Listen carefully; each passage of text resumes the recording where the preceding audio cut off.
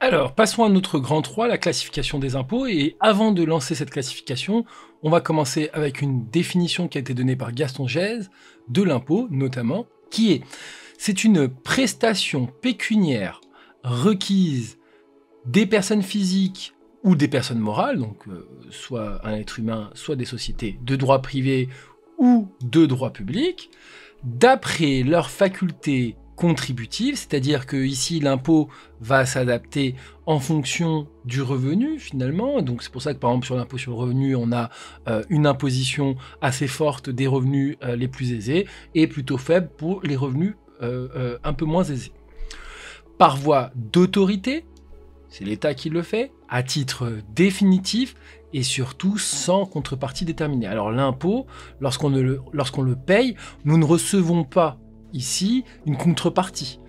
Je paye mon impôt, je ne vais pas recevoir obligatoirement une prestation qui est réalisée par l'État. C'est global. C'est la couverture notamment, c'est ce que donne la définition, la couverture des charges publiques ou à des fins d'intervention de la puissance publique. C'est pour répondre aux besoins de la collectivité globalement, et notamment payer les routes, les professeurs, les policiers, etc., etc. Et donc, voilà un petit peu cette définition qui est donnée par Gaston Gèze, qui synthétise ce qu'est l'impôt. Lançons-nous dans la classification des impôts en fonction de leur nature.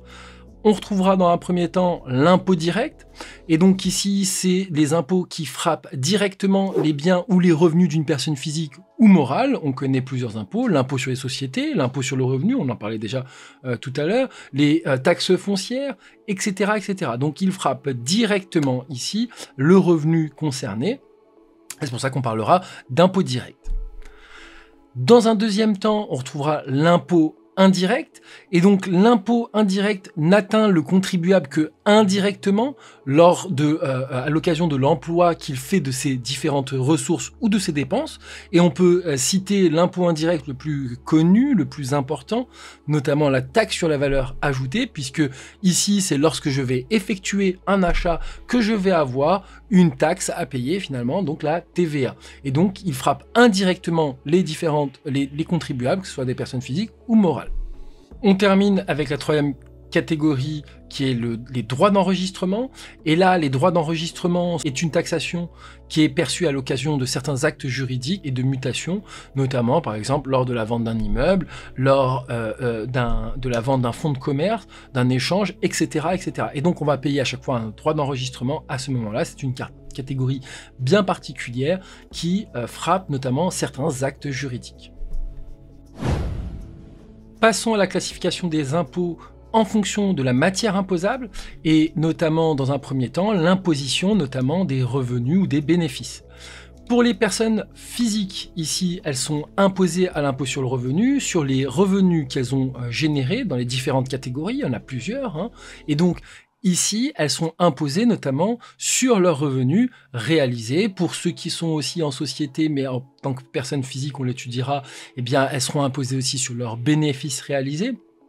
Et donc ici, les personnes physiques sont frappées par l'imposition, notamment sur les revenus générés. L'assiette, elle va dépendre bien sûr des différentes règles de la catégorie. Et donc cette assiette, elle sera déterminée pour chacune de ces catégories, suivant la volonté du législateur. Pour les personnes morales, c'est-à-dire les sociétés, elles sont imposées notamment via l'impôt sur les sociétés, l'IS, et cet impôt aussi fiscalise les bénéfices des sociétés réalisés. Dans un deuxième temps, on retrouve l'imposition en fonction de la nature donc de la dépense. On retrouve un impôt qui est l'impôt le plus abouti dont on a parlé tout à l'heure, c'est la TVA, la taxe sur la valeur ajoutée, qui frappe exclusivement l'achat. On a d'autres taxes qui frappent la dépense, telles que l'imposition de l'alcool ou du tabac ou même de l'essence, qui sont des taxations qui sont ajoutées au prix de vente et qui reviennent à l'État. Donc c'est une imposition de la dépense. Et on va clôturer avec le dernier type d'imposition, l'imposition du capital. Ici, on va imposer les contribuables sur la transmission lorsqu'ils vont donner à leurs enfants ou lorsqu'ils vont revendre. Et on retrouvera notamment, on en a déjà parlé tout à l'heure, des droits d'enregistrement qui seront à payer. Et donc c'est une imposition du capital et la transaction enclenche l'impôt. On aura aussi l'imposition sur la détention d'un bien ou la détention d'un élément qui s'enclenchera à partir du moment où on est détenteur d'un certain type d'élément. Alors par exemple la taxe foncière, même si ça sort un peu du registre, un exemple, hein, mais je suis propriétaire, donc je suis redevable d'une imposition sur ma détention puisque je suis propriétaire finalement de mon appartement et là je vais devoir payer ma taxe foncière. Interrogeons-nous de la destination de cet impôt, des bénéficiaires de l'impôt. Eh bien, 3 bénéficiaires. Premier bénéficiaire, l'État, pour l'impôt que vous connaissez globalement dont on a parlé, c'est-à-dire l'impôt sur les sociétés, l'impôt sur le revenu, etc. Là, ce sont des contributions qui sont payées et données à l'État, qui sont récupérées par l'État, qui est le bénéficiaire de cet impôt.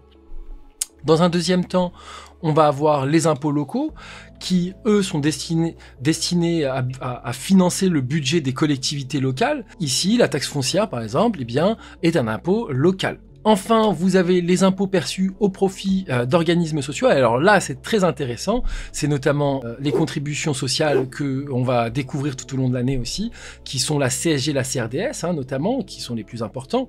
On en a d'autres, mais ces deux-là sont des impôts, finalement, sont au profit d'organismes sociaux, la sécurité sociale ou les caisses de retraite. Il y en a un qui est destiné à réduire le déficit des caisses de sécurité sociale, le second qui est destiné à réduire la dette des organismes sociaux.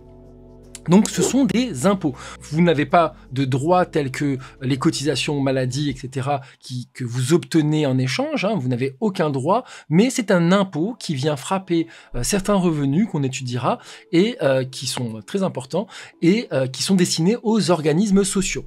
Donc ici, ils vont être placés dans différents types de revenus ou bénéfices qui seront réalisés et ils vont permettre ce financement-là. Je clôture ce chapitre avec un dernier grand point, la présentation très rapide que je vais faire de l'administration fiscale, puisque ici, je vous présenterai juste l'organisation nationale, qui notamment sépare en 2 grands points les directions fiscales en France, notamment avec ce que vous connaissez déjà peut-être, la DGFiP, la Direction Générale des Finances Publiques, et juste à côté, on retrouvera une deuxième direction qui est la Direction Générale des Douanes et des Impôts Indirects. Donc la première se chargera de la plupart des impôts qu'on va étudier, hein. La seconde se charge justement de récupérer les différents droits et impôts indirects, notamment puisque vous allez avoir un certain nombre d'impôts qui passeront exclusivement par la Direction Générale des Douanes. Les principales missions, c'est d'élaborer les textes législatifs relatifs à la fiscalité, d'assurer l'établissement de l'assiette et le contrôle des impôts, que ce soit des impôts locaux ou des impôts de l'État, et enfin d'assurer le recouvrement, bien entendu, hein, c'est-à-dire c'est eux qui viennent toquer à la porte du contribuable pour qu'il paye s'il ne paye pas, ou en tout cas avoir les déclarations, et donc ils vont assurer le recouvrement des recettes et le paiement justement des dépenses aussi de l'État, puisque cet argent permet de payer les dépenses de l'État pour les différentes institutions. Voilà un tour d'horizon global sur le système fiscal français. Elle contient à peu près tous les éléments dont vous avez besoin, que vous avez besoin de connaître pour vous lancer dans la démarche de préparation du DCG UEK droit fiscal.